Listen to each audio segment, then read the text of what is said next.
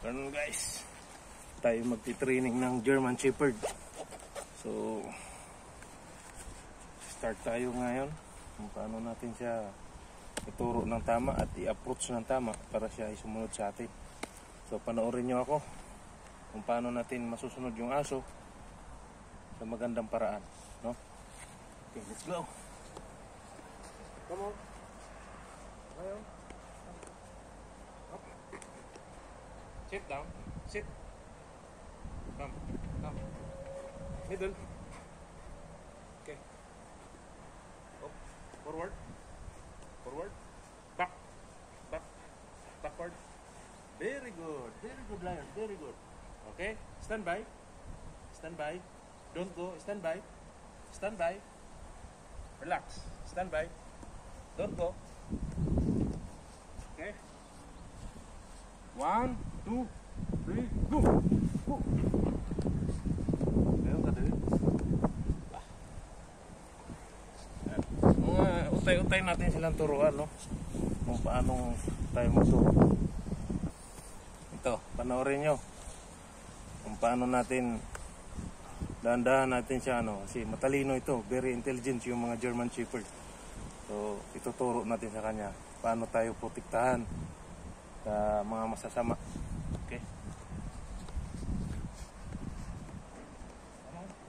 Ayan. Hop. Middle. Okay. Backward. Hop. Backward. Mali pala ako. Sorry, Lion. Okay. Forward. No. Come. Inside. Forward. Okay. Back. Stand by. Calm down. Stay. Don't go. Stand by.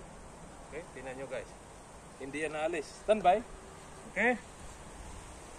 1, 2, 3, go!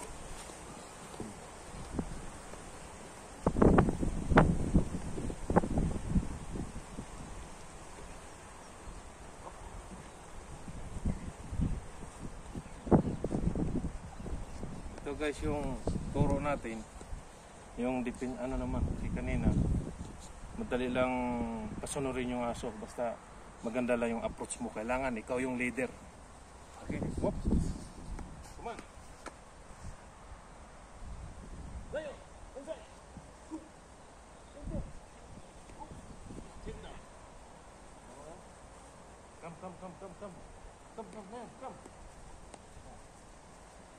Layo. Come. Between. Middle. Come here. Up. Middle. Come, middle. Up. Tingnan nyo guys. Tingnan nyo ha. Kung paano ito mag-respond. Kunyari pa rin itong dala ko. Up. Backward. Up. Backward. Forward. Up. Okay, come. Up. Up. Alright. Up. Come. Very good. Backward. Stand by. Don't go.